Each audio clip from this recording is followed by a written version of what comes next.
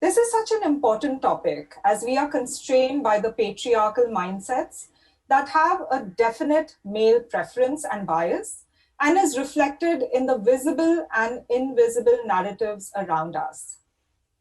If you observe closely, you will see manels, that is, all male panels, to be the norm. And it is a rarity to even find an all woman panel unless we are discussing gender or issues that are perceived to be women's issues. This patriarchy is reflected in the atrocious sex ratio in India, the abysmal numbers of women in parliament or in business leadership, and the violence against women and girls. Today, to help us deep dive into the conversation, I have two amazing women. Juhi Chaturvedi is an Indian screenwriter and advertising professional based in Mumbai. She has written scripts for Bollywood films, Vicky Donor, Piku, October, and Gulabo Sitabo, and she has won several awards. Manreet Sodhi Someshwar is a multiple award-winning and best-selling writer of 6 books, including the Meronisa series and the critically acclaimed The Long Walk Home and the Radiance of a Sun. So welcome, ladies, and happy Women's Day. How are you doing? Very well, thank you. Happy Women's Day to everybody watching and listening. Happy Women's Day. Great. Happy to be here. So this year, the International Women's Day's theme is Choose to Challenge. So to me, that means call out gender biases, inequality, and try to push the boundaries that constrain us. So I'd like to ask both of you to share an example when you first decided to change the status quo. So Juhi, would you like to go first? I have to be very honest over here that for the longest time in my life, that need or that situation did not arise where I would have felt that I was being held back or I was stopped either by my parents or by my teachers or in my work environment, where I may have felt stifled because of my gender. In fact, if at all, or maybe it's also. I mean, while I grew up in Lucknow, in Uttar Pradesh, which can be as male-centric, male-dominating society as we can talk about, but I was privileged enough, I must say, that I was raised by extremely sorted parents. I wouldn't say liberal because it wasn't, again, the kind of thing that was so prominent in their mindset that am I treating my child, my daughter, equally like my son. This wasn't even the narrative. This wasn't even the point of conversation. It just so happened that they had 2 children. One happened to be a boy and one happened to be a girl. And the things that were provided to both of us were same. The kind of schooling that happened was the same. The kind of places we went were the same. So that discrimination never really happened while I was growing up or in a convent school where I went. It was an all-girls school. So in any case, I never realized that the boys were doing better than the girls. So thankfully, those years went by really well. I would say, recently, in last few years, I have felt, I mean, not directly, but around me, there are situations where you want to jump in and call out. There are situations you want to tell your friends or the way they are raising their daughters that, what are you doing? Why are you not giving? I mean, I'm amazed that I'm talking about, some 30 years back or 35 years back, how I was being raised in Lucknow versus some of the children, the way they are being raised in South Bombay today. So, that actually sort of bothers me, that where has this regressive mindset suddenly come in an environment which seems to be so progressive? Is it coming from, business families? Is it coming from a mindset that, we are hardcore business families and the business has to be led by the sons. So therefore, it's all right if the daughters don't do that well because we have to eventually get them married. And when I hear those conversations in today's day and age, that just boils my blood. And I'm amazed that why these women who have gone to one of the best schools in the country make sure that their daughters go to best colleges, they go to best universities outside India, and then they come back and they are married off in those typical households where it's expected that they'll come and serve the tea. And it is happening right now as we speak. So I have had huge arguments with those friends, and they, I don't know, maybe they don't like me anymore and they don't want me there for those tea conversations. But it happens in my work environment. Bollywood, of course, yes, it is male dominating and all that, but things are changing, Elsa. There are so many women directors which are recognized. There's so many women writers that are out there right now. There's so many women cinematographers that are there right now. I don't know, when it comes to a hardcore creative environment, how does gender, really take the lead? It should not. It does, but it should not. I come there with the capacity of my thinking mind, not as a woman writer, not as a man director, or any of those tags that we have. All that is needed for me is to provide some good ideas, some good conversations. But somehow I see around me that it happens, and but at the same time, there's also this group of really, what should I say, for a lack of a better word, liberal and well-traveled and well-educated and learned men who don't even like to acknowledge a woman in the room as a woman. They are buddies, they are partners in crime, they are partners in their creativity, good, bad, ugly, whatever it is. So, there are such fantastic people out there as well. And let's come back to those thoughts. You have said so many things which I want to unpack. But let's just hear from Manreet what her first challenge was. So I guess my experience in many ways was similar to Juhi in terms of the family construct. Very liberal parents, both feminists, went to a convent school. But I was raised in Punjab, which is the land of patriarchy. And I have a very clear recollection of calling out an incident which I thought didn't make sense to me at all. I was in standard 8, and this was a Hindi class. And there was, I don't know what the text was, but the teacher brought in the context of the Mahabharata and Draupadi's Vastraharan. It is a story from the epic which I still can't wrap my head around. And I raised my hand and I said, it doesn't make sense to me. Like, why would you call a husband sort of the whole soul, holder of dharma when he's sitting there while this is happening to his wife? And I remember there was a clear, sort of stunning sort of silence in a school where, the nuns say you can hear a pin drop and nobody spoke. And the teacher had a look like, something, I could see a storm over her face. After a while, she says what all grown-ups seem to say, which is like, sit down, you don't understand it now, you have to grow up with it. And I'm a lawyer's daughter and I wasn't satisfied with that. So I said, no, it doesn't make sense to me. And, I went on with my argument. Of course, I was shushed and my parents were informed of it. And my father said, great going, make sure you challenge her again. But what I want to say is that, it's something which we hear. I mean, the Mahabharata is as sort of, relevant today as it always was, the stories we grew up with. And I'm amazed when people never call this out. For instance, it's always Draupadi's Vastraharan, right? And whether you're talking in English or Hindi or another text. And why do not we say that it was the Kauravo ne Vastraharan kiya, right? Why is it? Whose gaze is it? Why are we always telling the story from the male perspective? Of course, it's written by a male writer.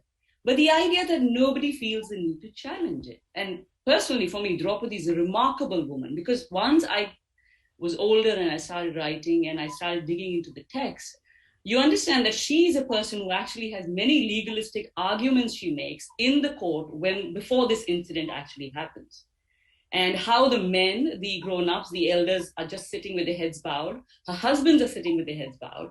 And she's making a fine legalistic claim. She says, for instance, can a slave gamble their property, which is the wife, And why do not we talk about this? So, the idea that we have cast Draupadi in this sort of mold and then she becomes and somebody who's acted upon, and the fact that her agency we have completely swept out of the book.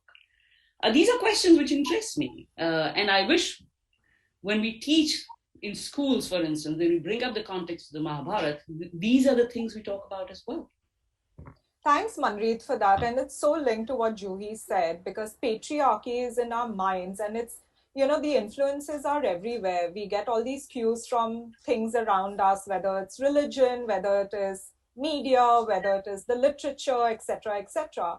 And it starts at an early age from school, so, and then it's reflected throughout our lives, whether it's in the positions of business or in leadership positions in parliament, etc.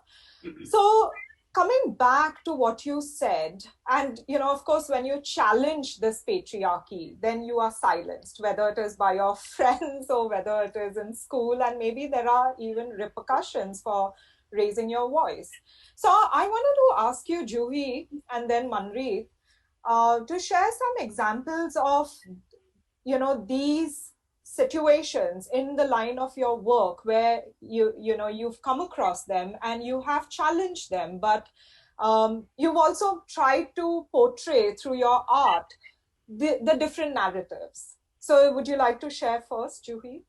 Yeah, certainly. Look, as a writer, I just feel that I have immense power to begin with. I can write exactly what we want to see. The process of writing, the process of imagination gives a huge, wide, clean, beautiful canvas right in front of us where, you can write exactly what you want. And at every given point, whether it was my first film, Vicky Dona, or my last film, Gulabo Satabo, I have tried to use that power to my best possible, in a best possible way. Women characters or men characters for that matter, again, giving a sound role to women in the film, a well-defined woman character does not mean that the man in your film needs to be a very lowly character, right? So whether it was Rana in Piku, or whether it was Bhashkar in Piku, or whether it was Piku herself, I ensured that the kind of conversations that were happening were of some value. They were building on the strengths that we want to see in the society, whether it was Ashima in Vicky Dona, or whether it was BG, or whether it was Dolly.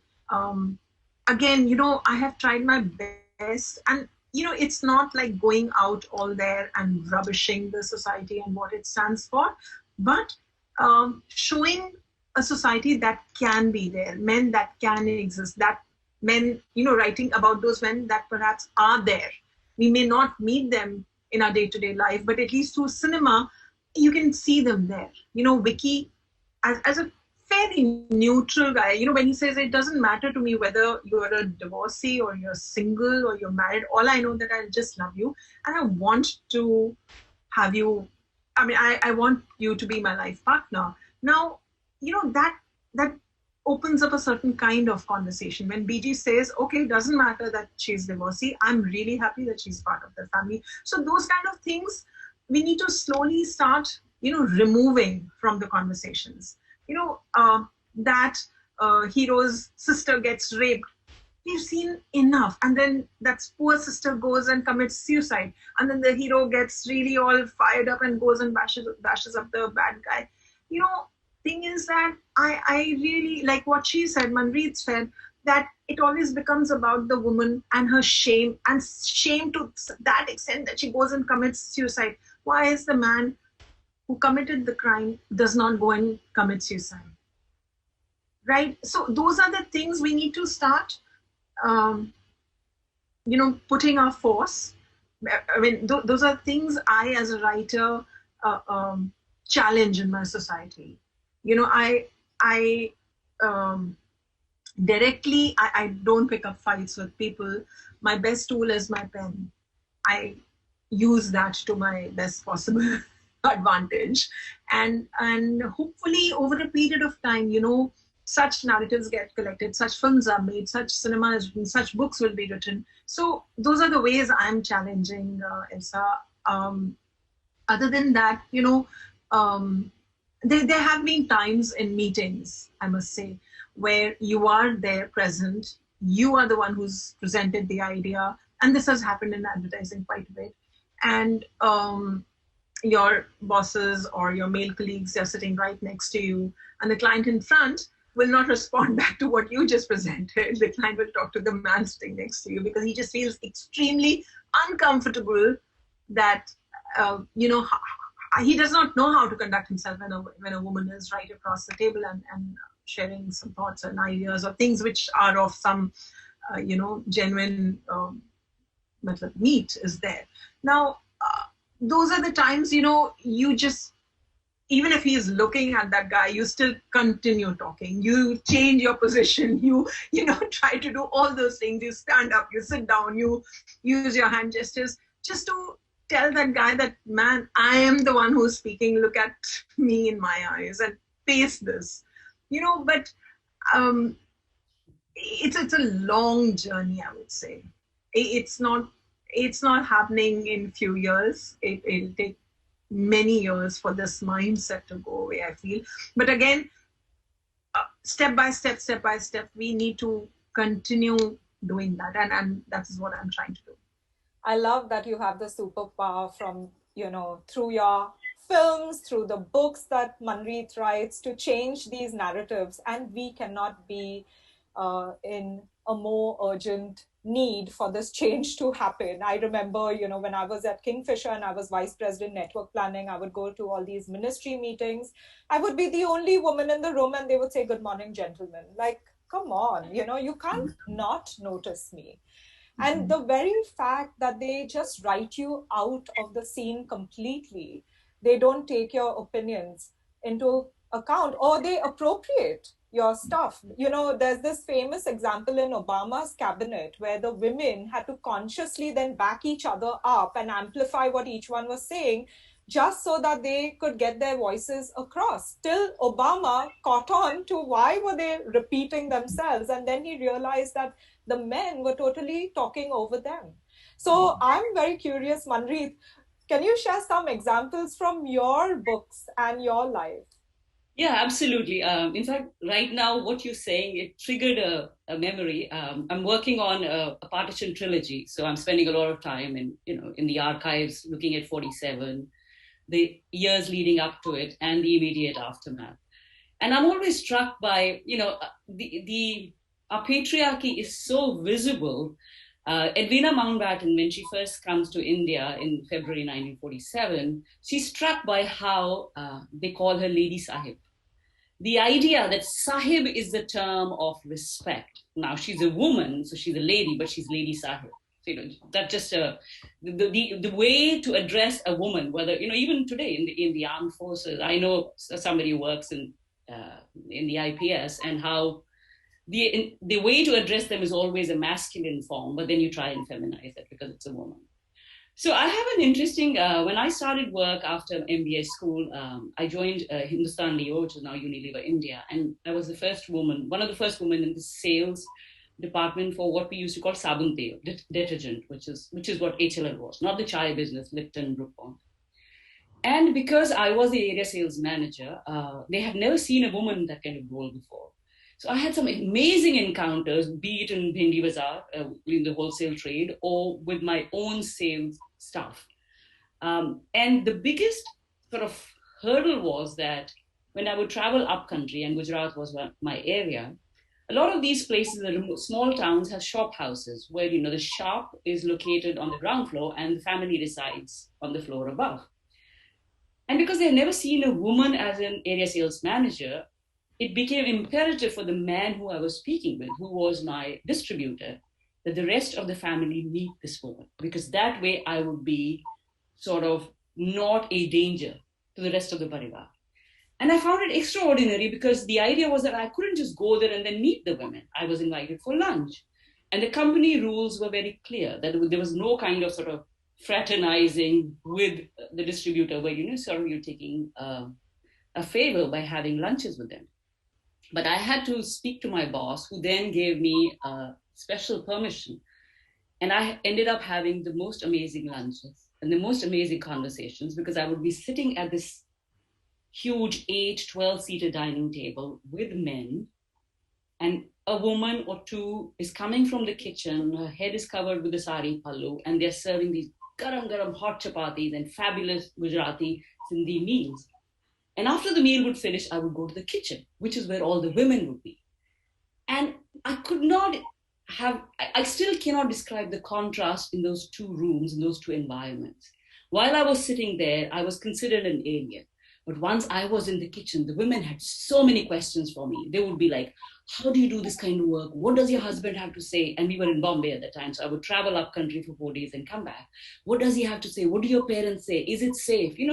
And obviously the pallus and all are gone, and the women were literally in my face. And I had some of the most amazing experiences, which then I sort of leveraged into my first book called Earning the Laundry Stripes, A Woman's Adventures in an All-Boys Sales Club, which is like a tongue-in-cheek look. And I'm glad to say that I have interest from Bollywood, so hopefully we'll see it on screen. But coming to my fifth book, which is The Radiance of a Thousand Suns, as I said earlier, I grew up in Punjab. I grew up in a border town, and just by the sheer nature of the town, which was Muslim majority, it should have gone to Pakistan. But Radcliffe did an amazing squiggle, and Firozpur, my border town, stayed within Punjab. I'm giving this background because I grew up with stories of partition and how quickly, within less than 3 months, the composition of the town changed from Muslim majority to Muslim minority.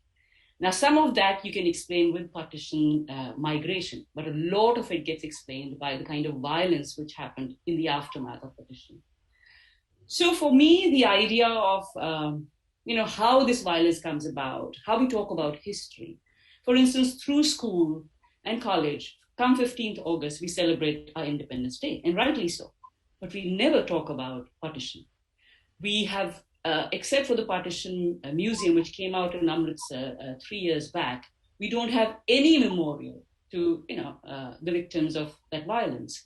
We don't have survivor stories. I live in New York, and every year there is at least one book which makes it to the Booker or the Pulitzer, which talks about the Jewish Holocaust.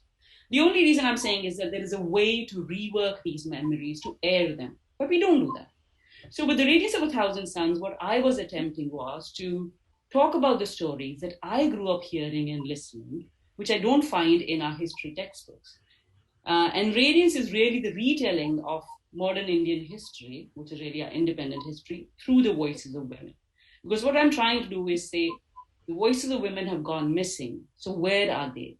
And the way I do it is I speak through entirely a female cast, the majority cast, that is. There is Biji, Noora, Jyot, Nikki, and Meher.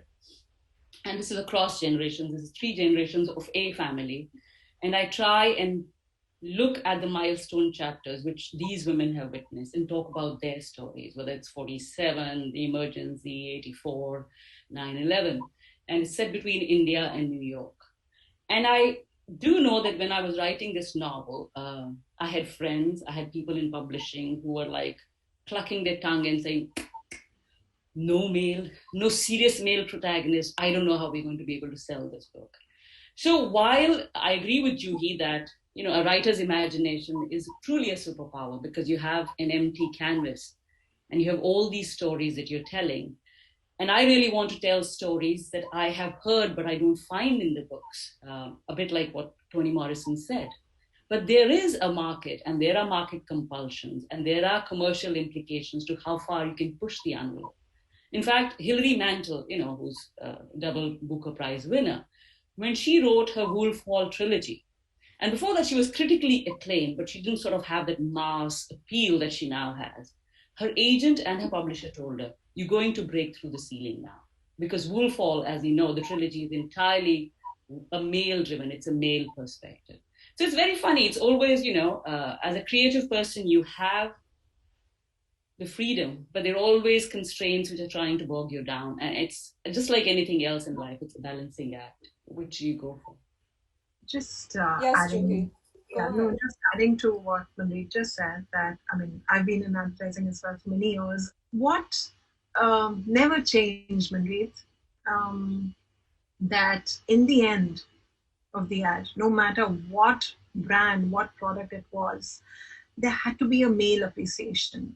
After you come back to the product window, the brand manager or the marketing manager would always ask for, where's that look? If you've done so much to your face and you're looking so sparkling, why has the husband not noticed? Why has the boyfriend not whistled at you? Why are the men not turning? And believe me, how advertising I feel. I mean, I love that industry. I love for the fact that it's so tough, like 30 seconds, you have to tell a story, you have to sell a brand, you have to sell a soap, you have to do all of that. But how in 30 seconds, for years together, I'm talking about, you've maintained a very male-dominating narrative through those advertising commercials, and somebody must question and stop them. Just recently, a couple of years back, finally, there was an ad where a man comes back from work and he puts the clothes in washing machine. Oh my God, the kind of applaud it got. That, finally, we have male participation, and this is where the gender biases are changing. Dude, for years, women have been shown, she washes the, bathroom, she will wash the clothes, she wash the utensils, and she'll still have the smile to serve pakoras to the bauji in the family, and to raise and to make nice ponytail for her daughter, and drop and be there smiling when the husband comes. Nobody ever stopped that. Nobody ever questioned that. In fact, those ads were bombed if it did not have, who is noticing it, right? We want a modern, upwardly family woman must be wearing 3/4 jeans and a kurti. That's given. Oh, she's modern, so she must wear a Fab India kurti with a 3/4 jeans and a stole around it. Should be shown. Heaven forbid if she's in shorts, right? No, forget the shorts. I'm saying it's all right if she wears sari. Lalita ji wore sari and she looked stunning. But the very fact that how we are putting everything in a bracket, right? It's all PPT work going on. I got the man appreciation in the end. The woman in the ad looked modern because she wore jeans, yet she was Indian enough to wear a Fab India kurti. She can drive the car, yet she gives the chabi to the husband that why don't you only drive it today? So she has that balance going on. She's running. I mean, what did we do for years? What did we do? In fact, I find it interesting that, nowadays in Bollywood, the depiction of a modern woman, and modern is understood as a loose woman. I find it interesting how the woman has to cuss, she has to drink, she has to smoke to be seen as a modern woman. In my mind, I have been a modern woman for 50 years and I don't smoke, I don't cuss. I was brought up in a family where my father was a lawyer and he always said, improve your argument. A swear or a cuss takes you nowhere, improve your argument, bring more logic in, I just don't get it. So Bollywood, and I hate to say it, but certain heroines are seen as she's spunky. And why is she spunky? Because, she'll throw in an occasional cuss word. It's, as I said earlier, it's the gaze. And until women are writing stories and women are talking about women, and how women are in real life, we will always have this sort of artificial thing happening on screen. And I have to add my pet peeve here. So many of the hit Bollywood songs have women literally doing a striptease on the screen, which is family entertainment. I don't know what the hell. I know, Yeah. I mean, I what you're saying is absolutely right, but I'm so glad that thankfully there are fabulous filmmakers out there who are actually not doing that stuff anymore. So that all that that kind of content hopefully is diminishing. And like I said, whether it was a 30-second ad, whether it was a 3-minute song, whether it's an entire episode or it's an entire film, or the society we live in, I think somewhere we just sort of accepted it that unless you're applauded by a man, you're not good enough.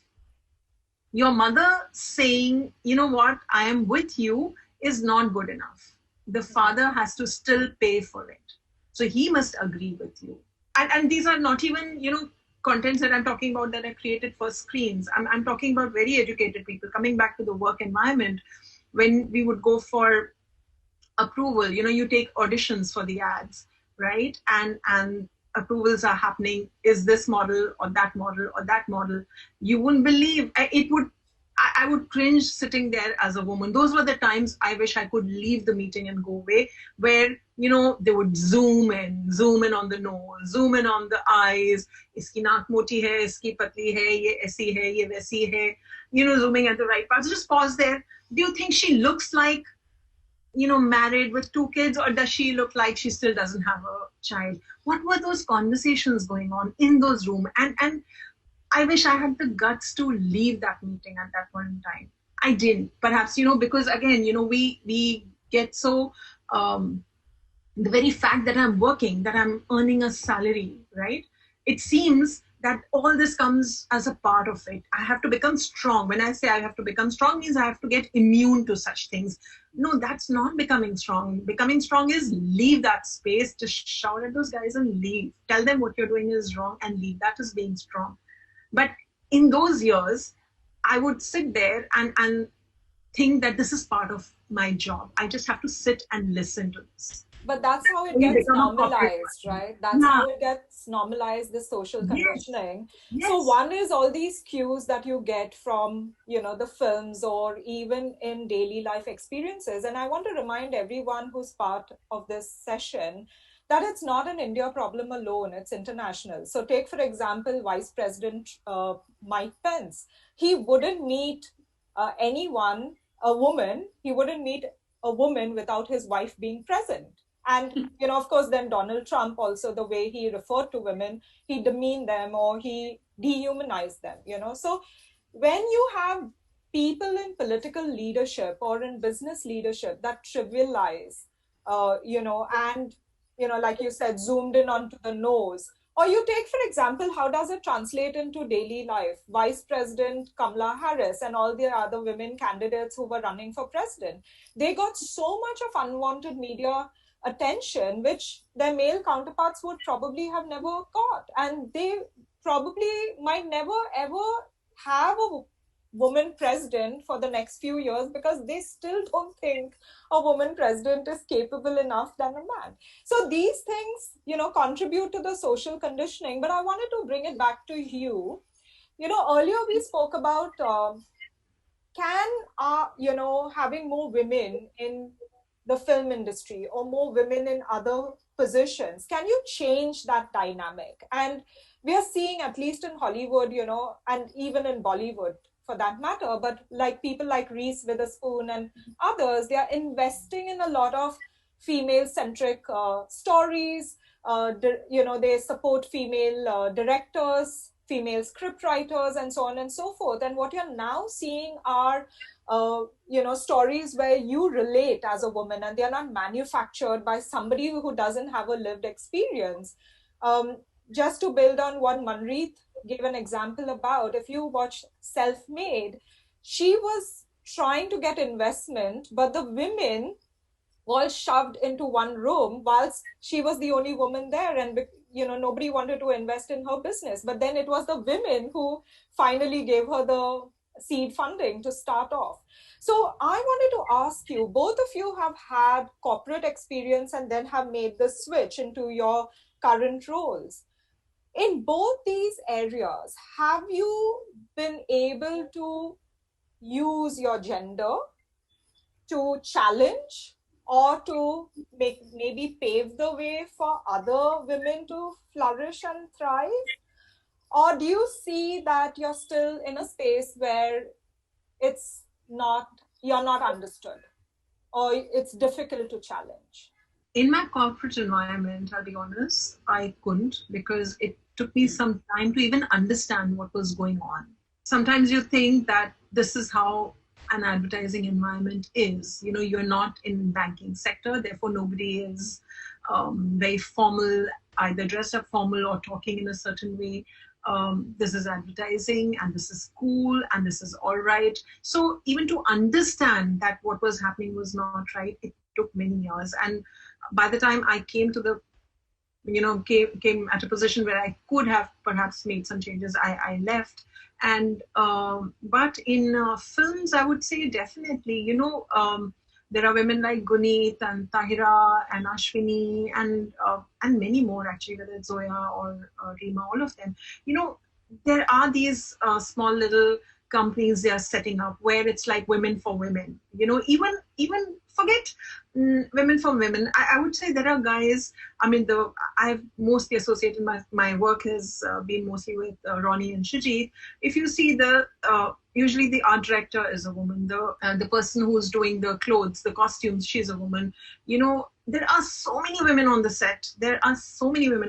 And at times of what, it doesn't even occur that, oh, is this the film industry that we talk about where it's all male dominated? It doesn't come. It all it needs is sensible and sensitive people. Now, they could be men or they could be women. It doesn't matter. Again, it doesn't matter. Gender doesn't matter. Your thought, your mind, the way you want the society to be.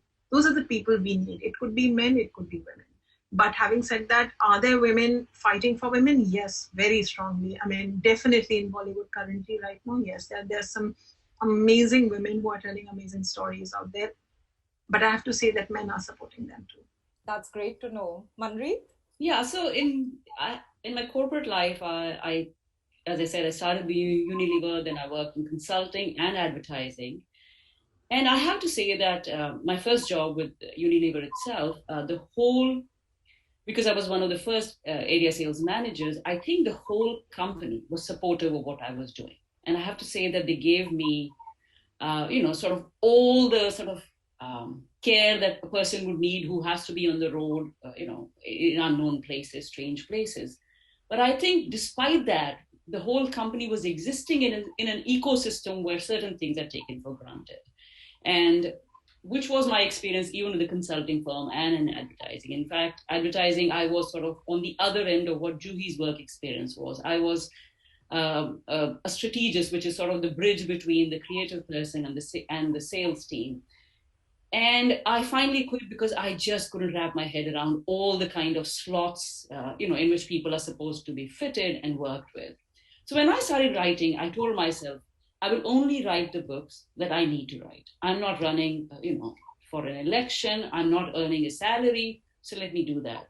And I have to say I have done that. My books, if there is a common theme, because I write across genres, it is strong female protagonists and an element of history, really Indian history, the history of the subcontinent.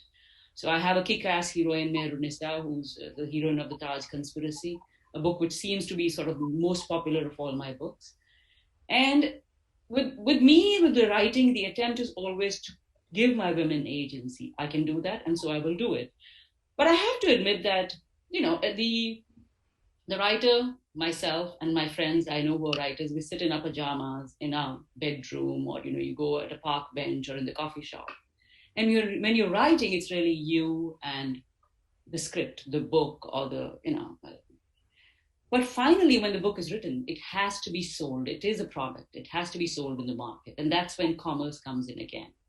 And I'll give just a simple example. With Radiance of 1,000 Suns, I had offers from agents in the US.